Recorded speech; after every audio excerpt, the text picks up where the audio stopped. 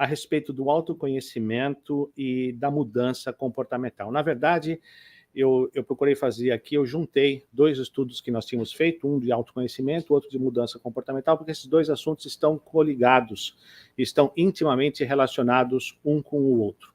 Então, eu rejuntei esses dois estudos para falar rapidamente um pouco a respeito desses 2 conceitos. Mas quando a gente fala de autoconhecimento e de mudança comportamental, qual é a necessidade, né? Qual é a necessidade do autoconhecimento e qual o papel, qual a importância que isso tem na nossa existência? Num mundo de transição que nós estamos agora, saindo de provas e expiações para mundo de regeneração, nós esperamos, de uma certa maneira, que nós possamos nos candidatar a esse mundo novo. Mas para que nós possamos nos candidatar a esse mundo novo, não é só o mundo externo que tem que fazer essa transição. Nós, principalmente, temos que fazer essa transição dentro de nós. Nós temos que transicionarmos desses hábitos e atitudes antigas que nós tenhamos e que nós carregamos para um novo mundo. Um novo mundo onde as características em que o amor prevalece, em que o ódio já não predomina, que o sentimento de vaidade e de orgulho e de vingança já não fazem parte das atitudes e da vida diária da nossa vida. Para que a gente possa fazer parte desse mundo de regeneração, nós temos que ter esses valores. Nós não podemos esperar que o mundo mude para que nós possamos mudar. Na verdade, nós já temos, através da lei do progresso, como está estipulado no Livro dos Espíritos, e como também está muito bem explicado por Kardec no livro das Gênesis, o mundo de transição é um lugar que a Terra está fadada a ir. Nós já fomos um mundo primitivo, na época dos dinossauros, no início das atividades, passamos para um mundo de provas e regeneração, estamos chegando a um mundo de regeneração. Mas para que a gente possa chegar lá, nós também temos que dar a nossa contribuição. Obviamente que essa mudança vai ocorrer, porque é da lei do progresso, como está no Livro dos Espíritos, mas nós também temos que fazer a nossa parte. A mudança desse mundo todo começa com nós, com o indivíduo. Dentro do indivíduo, nós vamos trabalhar o conceito da família, e esses valores vão ser arraigados e espalhados pela família. Da família, nós vamos levar isso para a sociedade, e a sociedade vai se transformar. Se nós fizermos a nossa parte e nós tivermos esses valores, nós vamos fazer parte desse mundo de regeneração. Se nós não conseguirmos transicionarmos para eles, nós não vamos fazer parte.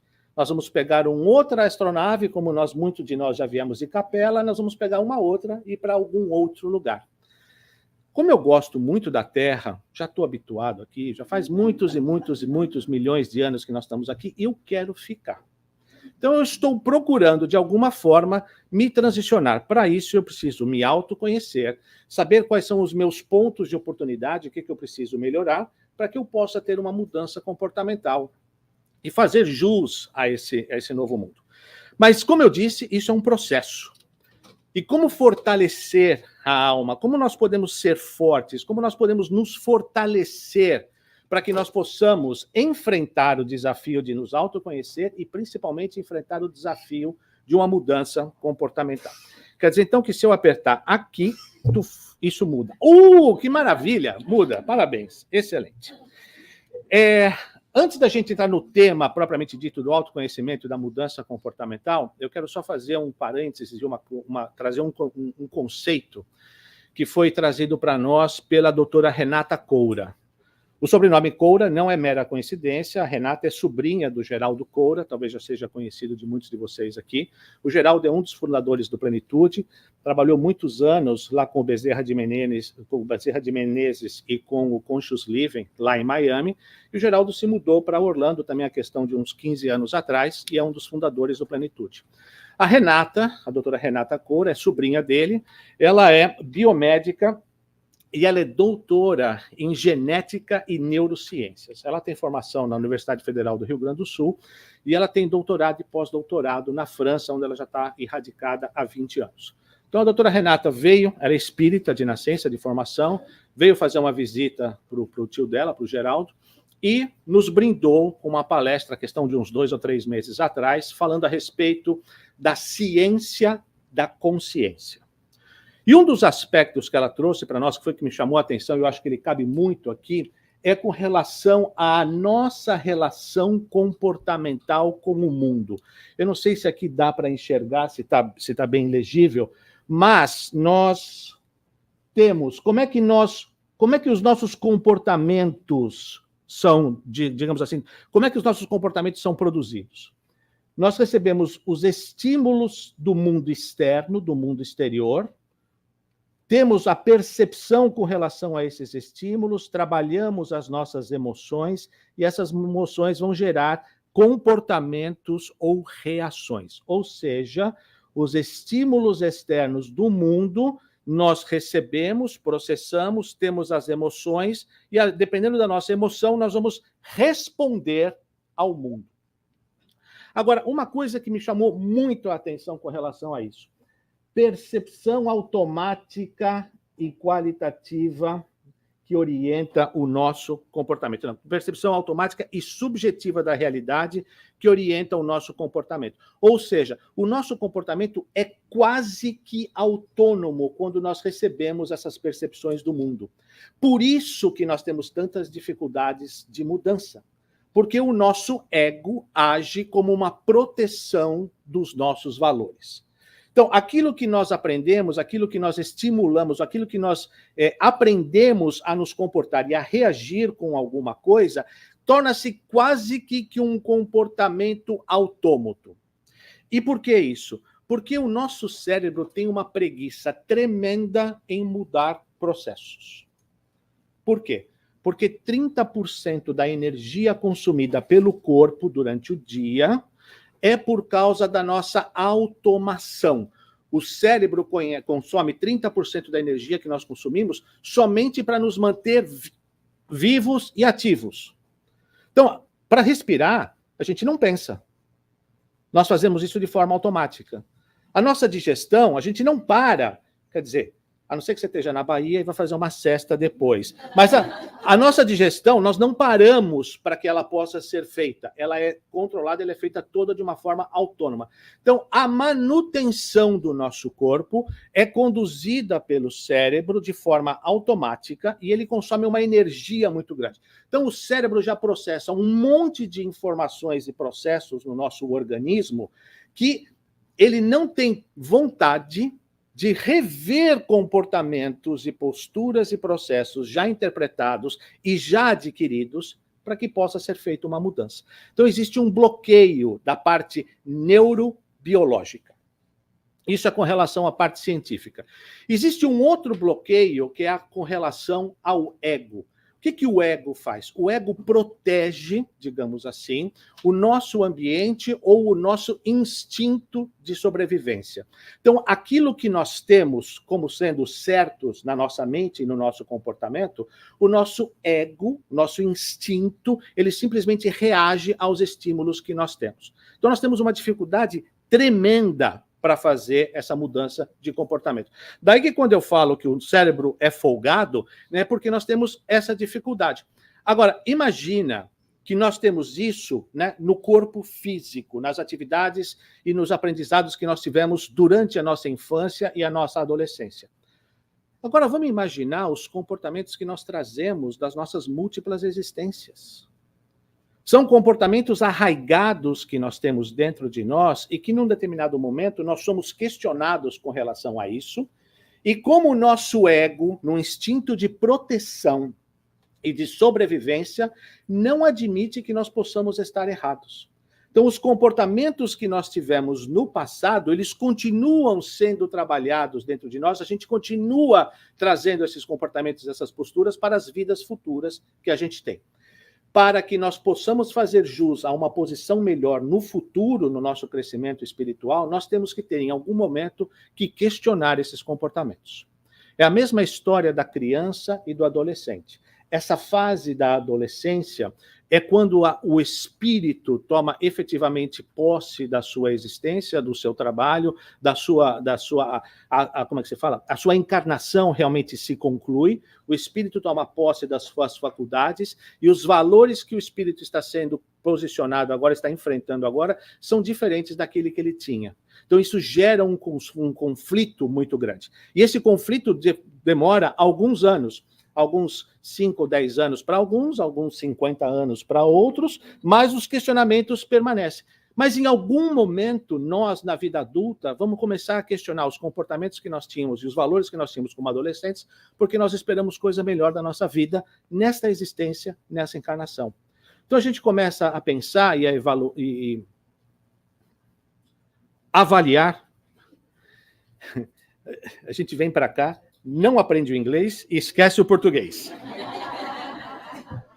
Eu ia falar evaluate, não, é avaliar, né? Nós temos que avaliar os nossos comportamentos e as nossas posturas. Eu, por exemplo, se eu olhar 10, 15 anos para trás, eu já tenho vergonha de muitas coisas e valores que eu tinha e que eu fazia há 10, 15 anos atrás. Então, nós estamos nos questionando, nós estamos num processo de mudança de comportamento. Só que esse processo de mudança de comportamento ele tem que ser dado um passo adicional. Por quê? Para que nós possamos sair do automatismo dos comportamentos que a gente tem. Nós temos hoje reações que são basicamente automáticas. Muitas das reações que nós temos perante os fatos da vida são resultados do nosso automatismo, como uma preguiça do cérebro em mudar comportamentos. E nós ficamos para sempre nessa posição de correr atrás do rabo. Né? Os comportamentos são sempre os mesmos, a gente fica sempre atrás dessas mesmas coisas. Não faz sentido correr atrás do rabo. É irracional. E mesmo se nós conseguíssemos morder o rabo, a gente perguntar o que eu estou fazendo. Então, em algum momento, nós precisamos sair desse comportamento automático que nós temos. Então, se a gente olhar nas nossas relações, por exemplo, nós reagimos perante os fatos da vida quase sempre da mesma forma. A não ser que algum fato novo nos traga, geralmente, uma dor que nos leve a um momento de reflexão. Mas nós não precisamos esperar pela dor. Por quê? O cérebro é folgado. Nós já sabemos disso. Mas quem comanda o cérebro? Quem comanda a mudança das percepções baseadas nos estímulos que eu recebo do mundo exterior?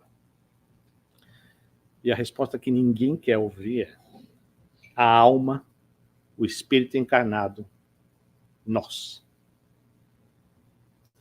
O pensamento é faculdade do espírito.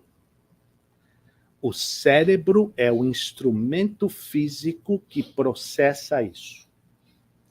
Então, nós, como espíritos encarnados, senhores da nossa existência e da nossa encarnação, somos responsáveis pelo pensamento que nós estamos infringindo e aquilo que nós queremos ditar de comportamento para nós mesmos.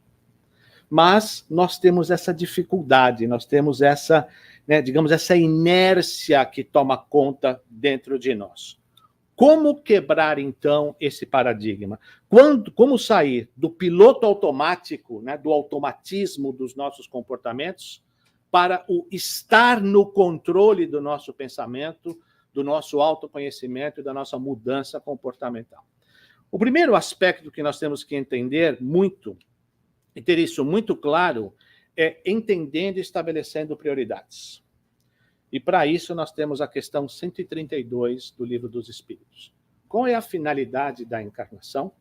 Deus nos impõe, e eu já disse isso algumas vezes, eu adoro esse verbo. Deus impõe. Não é pede, aconselha, recomenda, orienta, indica, receita, traça caminhos. Não. Deus nos impõe a reencarnação como forma de nos fazer chegar à perfeição. Espíritos imortais que nós somos, nós já temos consciência do que nós estamos fazendo aqui, em processo de evolução. Para que nós possamos evoluir, nós temos que melhorar. Sairmos dessa vida, desta existência, melhor do que quando nós chegamos, e com a graça de Deus, com a conta do cartão de crédito menor. Porque normalmente, a gente às vezes consegue sair um pouco melhor, mas aumentou muito as dívidas. Às vezes a gente sai assim na mesma, mas diminuímos alguma coisa da nossa dívida. E às vezes a gente chuta o pau da barraca, mete o pé na jaca, sai daqui pior do que quando chegou e com mais dívida. Então, quando nós estabelecemos e nós entendemos a prioridade da nossa existência, nós já vamos estar mais alertas para tomar posse do nosso pensamento, do nosso comportamento e do que nós temos que fazer. Procurar os caminhos da evolução. Os caminhos da evolução podem aparecer através da prática da caridade, tal qual a entendia Jesus, benevolência, indulgência, perdão das ofensas. Pode ser através de um ato desinteressado de uma caridade material que a gente faça em prol de alguém, possa ser em relação a ajudar alguma pessoa que esteja no processo de necessidade, e nós acolhemos aquela família, aquela pessoa, uma série de outras coisas que nós podemos fazer para que nós possamos entender a nossa necessidade de mudança. Então, esse é o primeiro aspecto. Nós temos que entender o que nós estamos fazendo aqui e estabelecer as nossas prioridades. Estou aqui para evoluir, e a minha prioridade é aprender e mudar o meu comportamento para que eu possa ser melhor. O segundo aspecto que vai nos ajudar a sair do piloto automático para estar no controle é o seguinte, eu esqueci até de mencionar no slide anterior. Nessa automação dos comportamentos que nós temos, isso explica um pouco a respeito da síndrome de Gabriela. Lembra? Eu nasci assim, eu cresci assim, eu vou ser sempre assim, eu sempre assim, etc. E você dá aquela desculpa, não, eu nasci assim, sempre fui assim, eu vou morrer dessa forma. Um monte de gente rindo aqui. Vocês não sabem o que é síndrome de Gabriela? Não sabem o que é síndrome de Gabriela? Muito bem.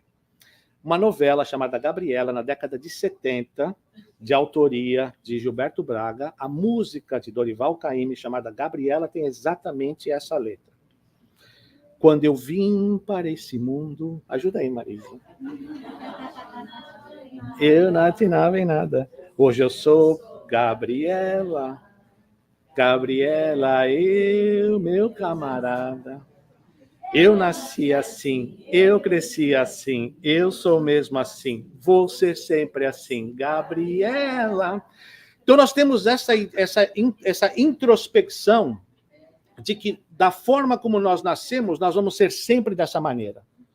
Mas isso não é o que diz o Livro dos Espíritos para nós, que diz que a nossa obrigação, a nossa encarnação é feita para a evolução. Aí, então, a questão 909 do Livro dos Espíritos acaba com a síndrome de Gabriela.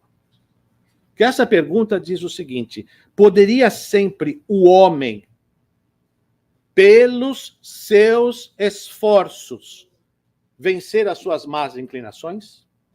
E a resposta da espiritualidade é sim. Frequentemente fazendo esforços muito insignificantes. O que lhes falta é a vontade. Como são poucos dentre vós os que se esforçam. Tomou? Tomou? Assim, para ficar claro, que nós temos condições de sair desse piloto automático e estar no controle da nossa existência, do nosso pensamento e daquilo que nós queremos para nós. Somos espíritos imortais num processo de evolução e de crescimento, que se eu aplicar a minha vontade, eu consigo melhorar os meus comportamentos e os meus valores. Emmanuel tem no livro Pensamento e Vida um capítulo inteiro que ele fala a respeito da vontade. Eu não vou entrar nisso aqui, porque isso sim daria um seminário, só esse capítulo. Só esse. Mas eu só vou trazer algumas frases que eu tirei dessa lição, que eu acho que são bem importantes para ilustrar o que seja a vontade e o papel da vontade na nossa vida. O primeiro é que a vontade se manifesta quando nós ganhamos e incorporamos a consciência da imortalidade. Quando nós somos espíritas e nós vivemos pelos preceitos espíritas, nós temos que nos portar e nos comportar como espíritas. Espíritos imortais num processo de evolução. Eu sei o que eu estou fazendo aqui. Então, eu vou ter a vontade de lutar contra as minhas más inclinações para que eu possa ser melhor. Porque eu sei o meu propósito nessa terra. Eu sei o que eu estou fazendo aqui. É para isso que eu vim. Então, a vontade começa a se manifestar quando nós ganhamos a consciência e nos portamos como espíritos imortais, que estamos só de passagem nessa existência. O maior obstáculo para que a vontade se imponha é o ego, que funciona como uma barreira de autoproteção, digamos assim, para os seus valores que nós já temos intrínsecos. No entanto, na vontade, temos o controle que nos dirige nesse ou naquele rumo, estabelecendo as causas que comandam os problemas do destino. Ou seja, nas nossas vontades, nas nossas escolhas, nós vamos direcionar para as recompensas, se fizermos boas escolhas, ou vão nos direcionar para as consequências, se fizermos más escolhas. Só a vontade é suficientemente forte para sustentar a harmonia do espírito. Impor o jugo da disciplina sobre os elementos que administra, de modo a nos manter coesos na corrente do bem, é papel primordial da vontade. Então, esses pontos, essas coisas todas com relação à vontade, vão nos levar da vontade de esganar para a vontade de perdoar. Quando nós direcionamos a nossa vontade para o caminho do bem. Quando nós conseguimos nos controlar nesse aspecto, sair da vontade de esganar para a vontade de perdoar, nós estamos dando alguns passos adiante no nosso processo evolutivo. Mas é assim que nós tomamos conhecimento, nós tomamos controle sobre os nossos comportamentos e os nossos valores. É com relação à disciplina e à vontade. Então, estabelecendo as prioridades, entendendo e estabelecendo as prioridades. Somos espíritos imortais. A questão 909 acaba com a síndrome de Gabriela, porque diz que nós temos, através de mínimos esforços, condições de nos melhorarmos. E se nós aplicarmos a disciplina e a vontade no nosso comportamento, nós vamos chegar a um lugar melhor. Como é que nós vamos, então, fazer isso? Obviamente, para que a gente possa começar a fazer esse processo, nós precisamos nos conhecer. Aonde eu estou legal, onde eu estou bem, aonde eu estou mal, aonde eu preciso melhorar, o que eu preciso trazer da minha vida. Para isso, nós temos algumas orientações e algumas dicas. A primeira é de Joana de Ângeles, no livro Plenitude. Eu gosto de livros de Plenitude, esse livro é muito bom. É fantástico. Recomendo. Tá quase ali. Tá quase ali. Obviamente que o KSSF ainda é melhor. O autoconhecimento, diz Joana, coopera para que se possa discernir em torno do que é útil ou supérfluo, indispensável ou secundário à vida feliz. O que é vida feliz? Vida feliz não é vida perfeita. Espíritos imperfeitos, vivendo num mundo imperfeito, não podem ter uma vida perfeita. Aquela vida em que tudo dá certo, que nós temos um trabalho que nos agrada, que somos bem remunerados, onde uma família em que todos se dão bem, que o cunhado nos ama, a gente ama a sogra, aquelas coisas todas. Ou como eu costumo dizer, né, propaganda de margarina na televisão, todo mundo sentado na mesa do café da manhã, o sol brilhando lá fora, adolescente rindo na mesa com você. Come on, gente, vamos combinar, isso não existe. Adolescente rindo de manhã, esquece, isso não existe. Essa vida que a gente imagina, ela não existe. A vida perfeita não existe, e nós ficamos buscando essa perfeição em que tudo dê absolutamente certo para nós. Mas se nós não temos essa vida perfeita, o que sejam essas circunstâncias ou esses empecilhos que nós temos? São as oportunidades que Deus nos dá para saber como nós vamos utilizar o livre-arbítrio. O que é ser feliz? O que é ter a vida feliz? O que é útil ou indispensável à vida feliz? É saber entender os acontecimentos que nos passam de acordo com a necessidade de evolução que nós temos. Ou, como eu escutei outro dia num estudo que foi feito, em que dizia, que Deus é soberanamente justo e bom, e que não cai uma folha de uma árvore sem o conhecimento e autorização do meu Pai. Se Deus é soberanamente justo e bom, tudo aquilo que acontece conosco é soberanamente justo e bom. Eu posso não entender, eu posso achar que alguém está me tirando um sarro da minha cara com aquilo, mas aquilo tem uma razão. Aquilo é justo e aquilo é bom para mim. Isso é ter a vida feliz. Entender que as dificuldades e os problemas que nós temos fazem parte da nossa existência, porque são os instrumentos divinos para que nós possamos adquirir o conhecimento e o bom uso do livre-arbítrio. Então, esse autoconhecimento já nos ajuda, nos impulsiona um pouco mais adiante. Joana ainda fala também que o autodescobrimento tem por finalidade conscientizar a pessoa a respeito do que necessita, de como realizá-lo e quando dar início a essa outra fase, como está no livro O Ser Consciente.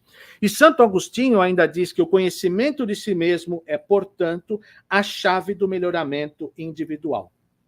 Por quê? Porque isso vai nos ajudar com relação aos gatilhos que nós vimos, com relação aos estímulos externos que nós recebemos. Se eu me conheço, quais são os meus gatilhos, o que vai causar um comportamento agressivo, eu vou procurar mudar a percepção que eu tenho com relação àquele estímulo. Então, quando eu receber uma provocação, por exemplo, eu posso, como a sábia da minha mulher me ensinou outro dia, use a lei dos 3 segundos. Porque os 3 segundos que você inspira é o suficiente para você calar a boca e não dar uma resposta de imediato. Que normalmente é quando a gente se arrepende. Então, se você sabe que aquele tipo de comportamento vai lhe causar, aquele tipo de estímulo vai lhe causar um comportamento agressivo, basta utilizarmos a lei dos 3 segundos para que a gente possa rever isso. Então, se eu me conheço, se eu sei aonde estão os meus gatilhos, o que, né? Assim, na boa, relacionamento familiar, casal. Eu sei o que trigger a Eliane e a Eliane sabe o que me irrita. Então, se você já sabe, não faça.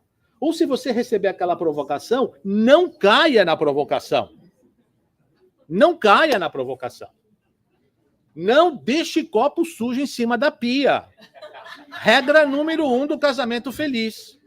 Se você sabe que alguém pode ficar irritado com aquilo, já não deixa. E mulheres, se vocês encontrarem o copo sujo em cima da pia, pensem que o homem, we are wired on a different way. O nosso cérebro é conectado de uma forma diferente. A gente não pensa da mesma forma. Não dá. Então, não é que a gente faz de propósito, de provocação, para fazer birra, para se provocar. Não. É porque o nosso... Sabe, enquanto você passa pela cozinha e deixou o copo, você já lembrou que você tinha que fazer alguma outra coisa na garagem e o copo ficou ali. That's it. Não é um instrumento de provocação. Mas, de novo, se nós nos conhecemos, o que dispara um gatilho... Como é que é, Marisa? Mas eu estou cansado de dizer que as mulheres deveriam dominar o mundo e comandar o mundo. Eu sou o primeiro a concordar com isso. Não tem a menor dúvida. As mulheres têm... Concordo, assina embaixo, não há discussão com relação a isso. As mulheres são mais sensíveis, elas têm um sentimento de justiça muito mais apurado, um sentimento de caridade, de acolhimento muito mais apurado, o seu cérebro trabalha de uma forma completamente diferente, muito mais amorosa, muito mais acolhedora do que o homem. O homem tem o cérebro wired on a practice way, quer dizer, é totalmente diferente. Eu tenho certeza que se o mundo fosse comandado pelas mulheres, nós estaríamos hoje em outras circunstâncias, não tenha dúvidas. Eu sou o primeiro a reconhecer isso. Eu estou me candidatando para que talvez um dia eu possa reencarnar como mulher para que eu possa começar a evoluir. Um dia eu vou chegar lá, nesse ponto. Vamos ver. Então, esses são alguns fatores da importância do autoconhecimento. Se eu me conheço, eu sei o que dispara os gatilhos, eu vou evitar aquilo, ou eu vou saber como responder de uma forma diferente.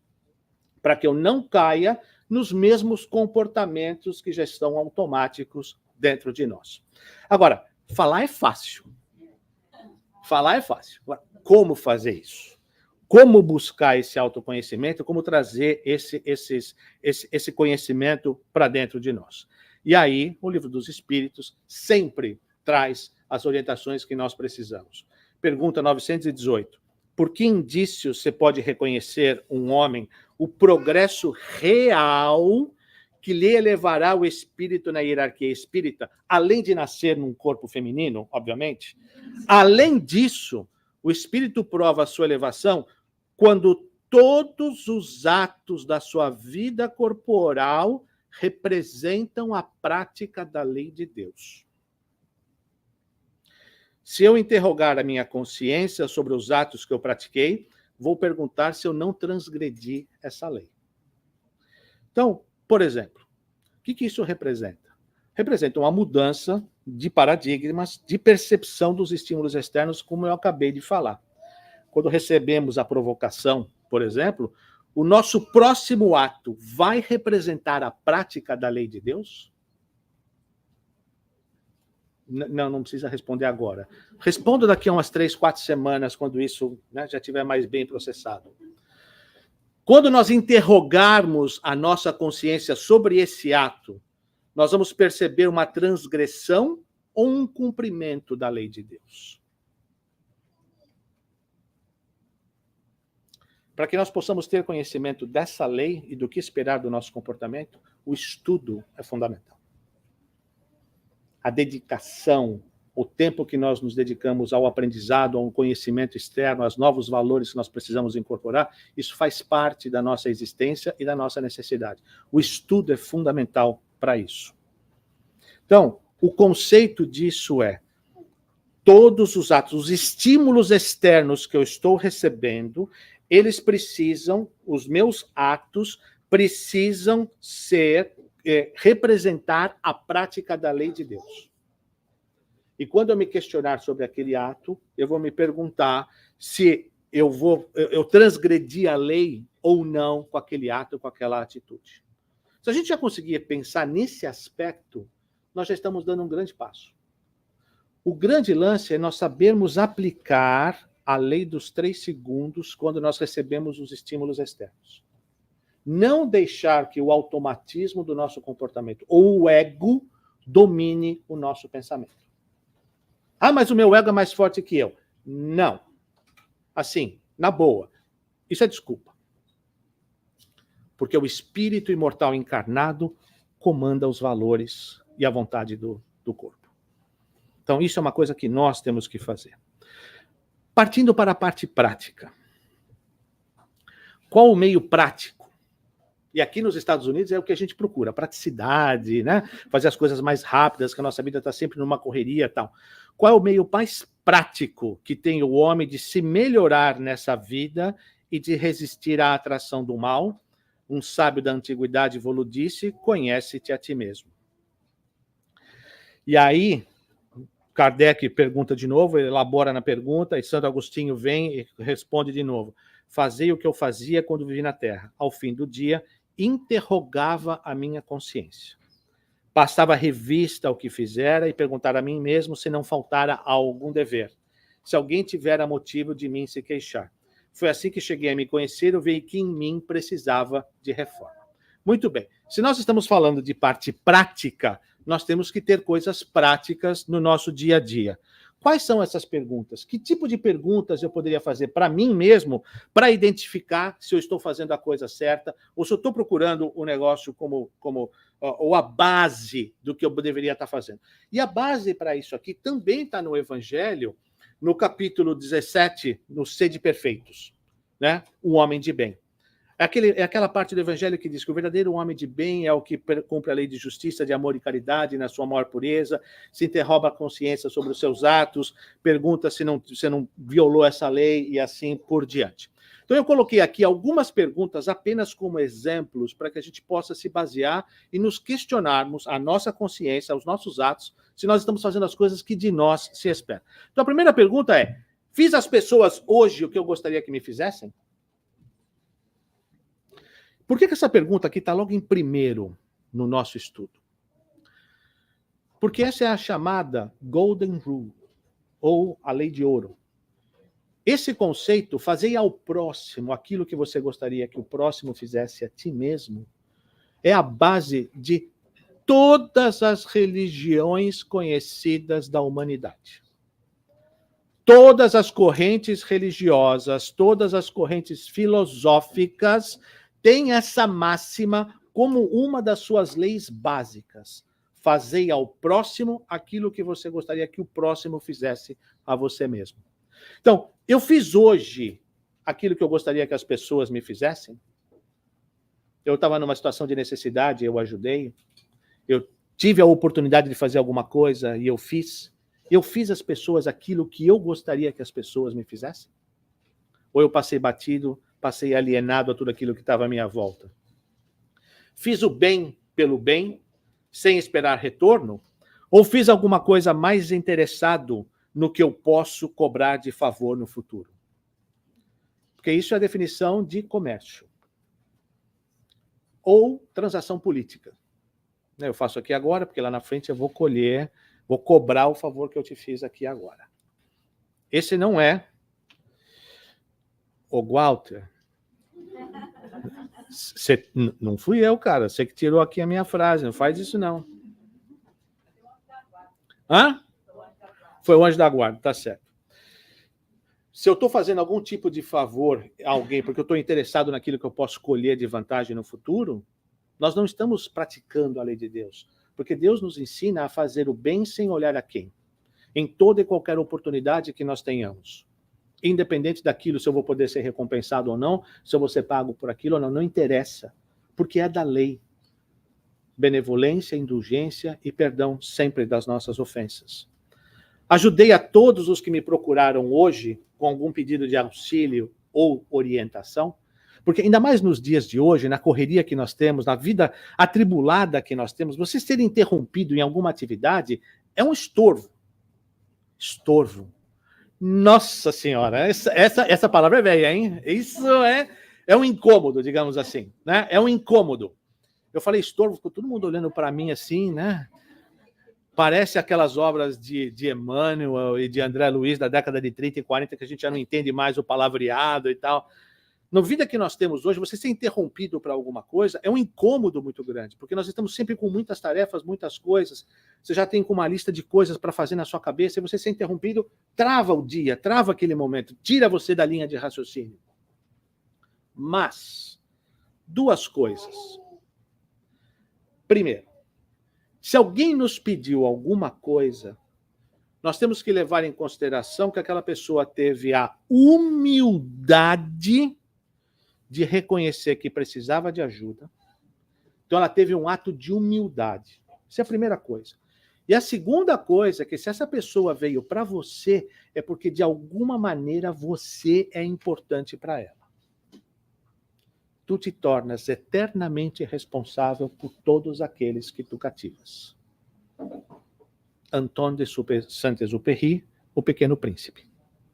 Então, se alguém nos pediu, primeiro, essa pessoa teve a humildade de vir até nós. Segundo, se veio até nós é porque nós somos importantes para ela. Nós estamos dando a devida atenção, nós estamos atendendo essas pessoas que vêm até nós nos pedir ajuda e orientação. Tratei bem os meus empregados, ou a quem me serviu hoje, ou eu os menosprezei, ou humilhei alguém com palavras ou atitudes. Porque essas pessoas que hoje estão subalternas a nós, ou nos servem de alguma maneira, hoje elas estão nessa posição. Por alguma necessidade de crescimento, por alguma necessidade que a gente não possa entender, mas elas são, acima de tudo, nossos irmãos. E merecem ser tratadas com o respeito e a reverência que cada um dos nossos irmãos merece. Eu escutei uma frase uma vez, que não é minha, não sei nem de onde, qual é a origem dessa frase, mas eu achei ela fantástica. Trate todo mundo como se fossem visitas na sua casa. Porque visita a gente trata bem, não trata? Oferece café, oferece água. Para algumas a gente põe a vassoura atrás da porta. Mas tudo bem, mas a gente recebe bem. A gente oferece café, água. Às vezes não oferece para sentar, mas a gente ri, a gente não agride, a gente trata bem as pessoas que vêm nos visitar. Certo? Tratemos a todos como se fossem visitas na nossa casa. Essa é a forma de nós estabelecermos as relações que nós precisamos com as pessoas. Mesmo aquelas pessoas que são nossas subalternas, mesmo as pessoas que estão nos servindo de alguma maneira, elas merecem essa consideração, como em todos. Então, essas são algumas perguntas. Outras perguntas que a gente pode fazer é: empreguei bem os meus recursos em prol de minimizar o sofrimento alheio? E os recursos aqui podem ser materiais, financeiros, espirituais, consoladores, tempo de dedicação, qualquer tipo de recurso que a gente tenha. Nós empreguei bem os meus recursos em prol de ajudar alguém que precisava? Tive a oportunidade de fazer isso hoje e menosprezei, deixei passar essa oportunidade? Alguém me feriu ou agrediu hoje? Fui indulgente com esse meu irmão ou já maquinei um plano de vingança? Mas é verdade, né? Porque às vezes a gente só fica esperando a pessoa passar lá na curva, lá embaixo de novo, porque você já vai acertar ele lá. Né? O que é ser indulgente? É atenuação da gravidade de uma falta, bondade de quem desculpa, ou que é censurável ou inoportuno. E você simplesmente deixa passar. Deixa passar. Por que isso? Ah, mas quando você faz isso, você é fraco. Ah, você está sendo covarde. Não. Se eu aceitar aquela provocação, sim. Mas se eu não aceitar, aquele problema não é meu. Aquele problema é dele. Quando você recebe um presente, esse ensinamento eu escutei numa palestra do Haroldo. Quando você recebe um presente, você tem duas escolhas: aceitar ou não aquele presente. Então, quando você recebe uma provocação, uma ofensa, alguma coisa negativa, alguém te feriu, você pode aceitar e acolher aquela ofensa, ou você pode rejeitar. Se você aceitou aquilo, aquilo passa a ser um problema seu. Se você não aceitou, aquilo é um problema daquela pessoa com Deus. E eu não quero acertar as contas com Deus. Porque ele leva a cadernetinha, ela assim, olha, bem apontadinha nos centavos. Ainda bem que ele não cobra juros, porque se cobrasse, ele estava morto. Então, se a gente não aceita aquela provocação, aquele problema não é nosso, é um problema daquela pessoa com Deus. Por último, fui grato a todos aqueles que me ajudaram de alguma forma hoje, emiti um pensamento de gratidão, ou simplesmente achei que eles não fizeram mais do que a sua obrigação. E nós temos um livro de Joana de Ângeles que fala só sobre a gratidão, da importância disso, de quanto nós elevamos o nosso espírito quando nós somos humildes o suficientes para expressarmos o sentimento de gratidão.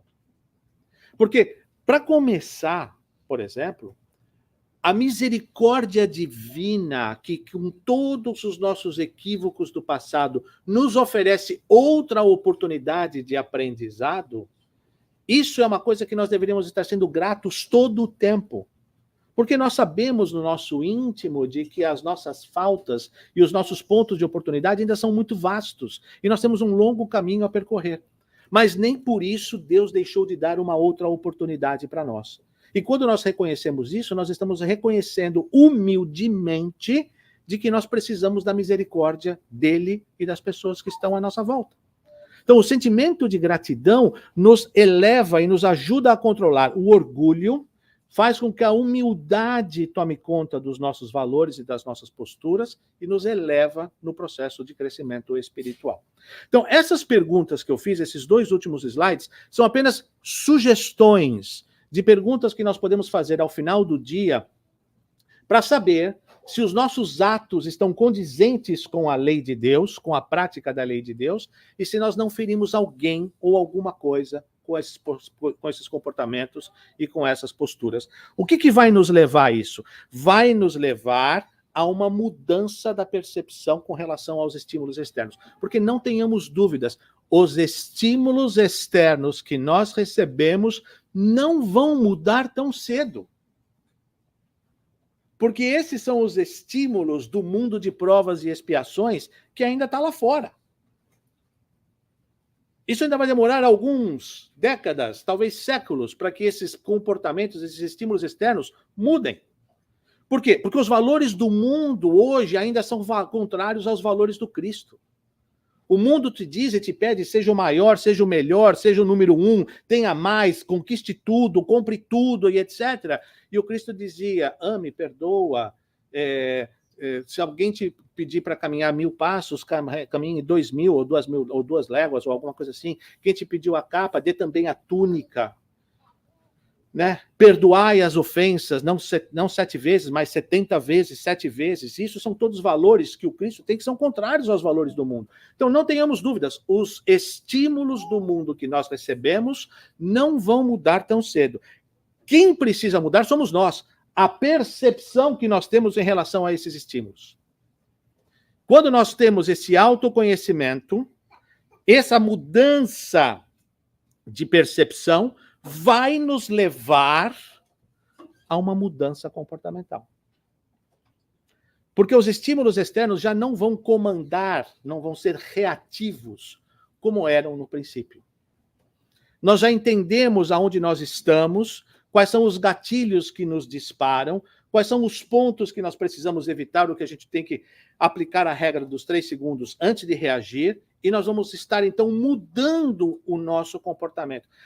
O resultado de todo esse processo, autoconhecimento, mudança das percepções, vai levar a uma mudança comportamental. Olha aqui.